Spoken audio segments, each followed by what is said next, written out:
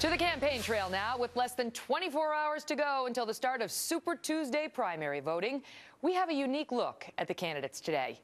Mike Huckabee of Fox News hosted a forum this weekend that allowed voters to talk directly with the GOP field without media go-betweens. In the middle of this, a remarkable moment involving Mitt Romney and a question from a father whose son fought in Afghanistan. Personal question here, sir. It's tough. My son received a traumatic brain injury wound in Afghanistan and suffers from severe post-traumatic stress disorder and traumatic brain injury. The government has repeatedly denied services because his wounds aren't visible. He will never be able to return to the regular workforce. This week, President Obama's administration again cut his benefits. Sir, will you look me in the eye and tell me he'll be taken care of?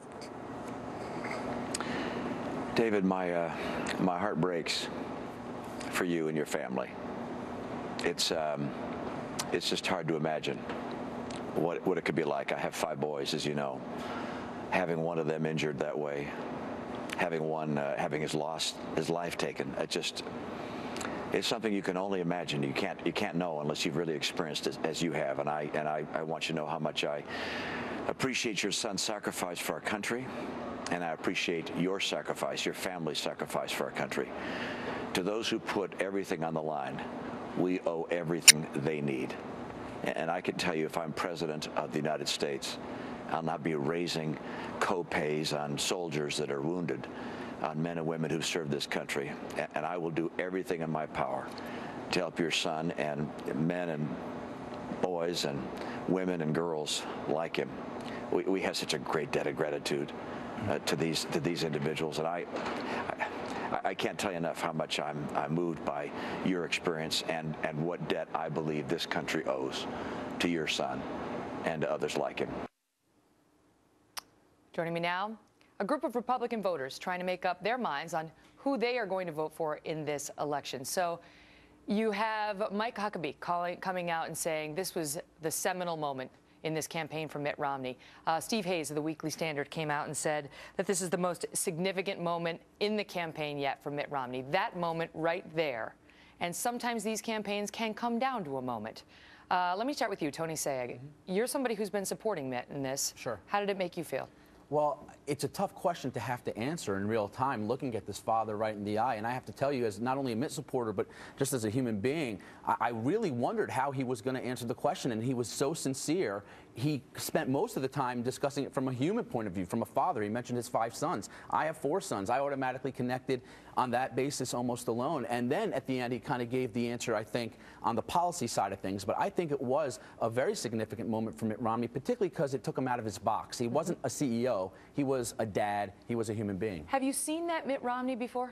No. No? Jay Townsend? No. For the first time in the campaign, I saw genuine empathy with this fellow. I looked at this and said, my God, his heart really does beat. He may even bleed if you cut him. I have been waiting for this for 2 years. This is the first time I have ever seen this coming out of Mitt Romney. Mike Huckabee said he thought that Mitt Romney could have ended his campaign with the wrong answer there. With that father, because he went on, and you know, that was a 2-minute soundbite we played. It went on. The father really broke down, and with tears coming down his face, you know, talking about how tough it is for soldiers at the VA with traumatic brain injuries. And he was saying if Mitt Romney had mishandled that, it could have ended his career. Did he have an opportunity there that he took full advantage of, Mary? I don't mean to ascribe a bad motive. I mean, was that just an opportunity that really worked for him? As someone who is not a Romney supporter, which if he gets the nomination, I will support him, I was wanting a little bit more. I wanted to see him get up and like go over to that father and shake his hand or put his arm around him or something. You know, yes, I saw some. But could that have risk? You risk looking fake, yeah. like it's too much. Go ahead, Kevin McCullough. Well, I think the sincerity factor is real. You know, those guys sitting there and taking the fire from the panel that Governor had assembled was really powerful because you did not know what the rehearsed probability would be in terms of their answers.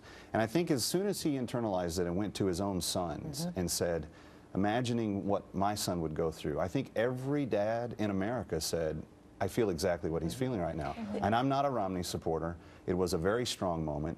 And to his point, I don't think it's the first time we've seen it. He did offer the woman on the rope line help, financial help at one time. So there is a human side to Mitt, but it has not been something that they have led with in very many times. And you know, from the beginning of this election, we've heard how he is not connecting with the voters, that they like him on paper, but he's not connecting.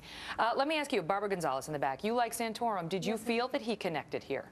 In all honesty, I think any of the candidates would have done the same. I mean, to use Any of them would have, but the question before Saturday night was whether Mitt would have. Yes, I mean, I think he was. He was very sincere, and it was. He responded to that. It was wonderful. It was the best response. However, like I said, I still think any of the candidates would have. And to use, I'm not sure I like the idea of using this as his moment. I'd much rather see someone's moment be not something so raw. Well, and we've seen, I mean, we've had a few in this campaign, and we've talked about some of them here on this panel. There was one that you guys loved, even the non-Newt fans, Dee Dee, loved, of Newt Gingrich, which we have a little sample of. Remember this. You recently said Black Americans should demand jobs, not food stamps. You also said poor kids lack a strong work ethic and proposed having them work as janitors in their schools. Can't you see that this is viewed at a minimum as insulting to all Americans, but particularly to Black Americans? No, I don't see that. That went over huge with Republican voters. David Selig, you love Newt in this contest. Sure. Do you feel like the Mitt moment was as big as the Newt moment? You know, that was before South Carolina turned things around for Newt.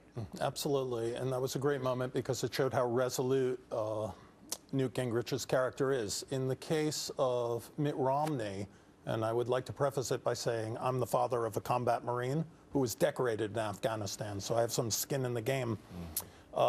That we don't need as much conciliation and thanks as we do action. Now, you have a lot of great attorneys in the private sector who are representing these young men and women free of charge and making sure they get their benefits.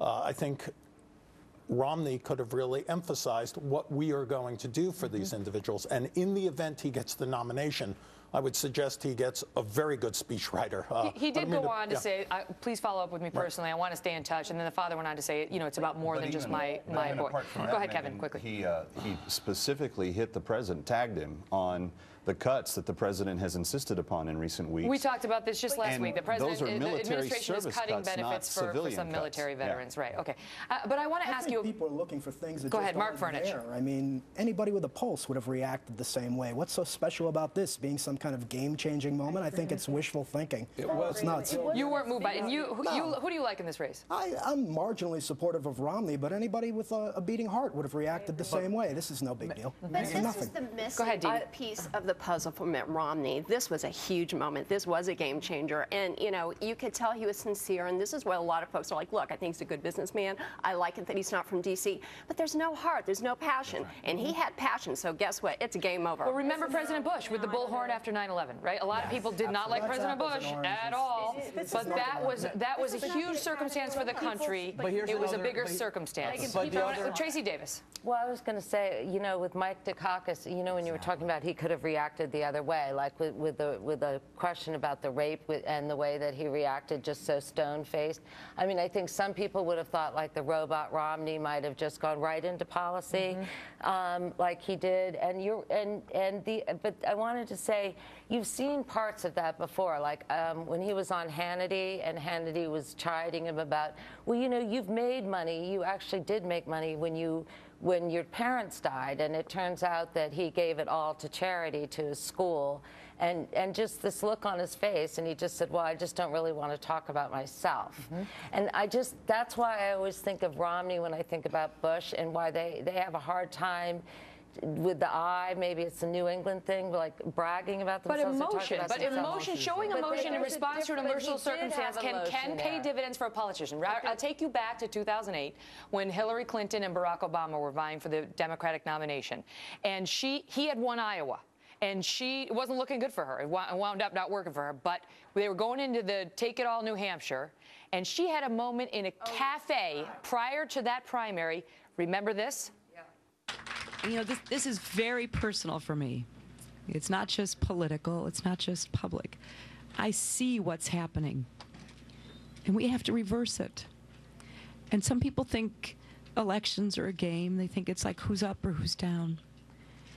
It's about our country. It's about our kids' futures. And it's really about all of us together. You know, some of us put ourselves out there and do this against some pretty difficult odds. Just emotion. Jay, why are you laughing? That won her the New Hampshire primary. That she but won. I think this is what we're talking about. What's the surprise? We actually saw emotion out of Mitt Romney, and for some of us who have been on the fence, this was the moment.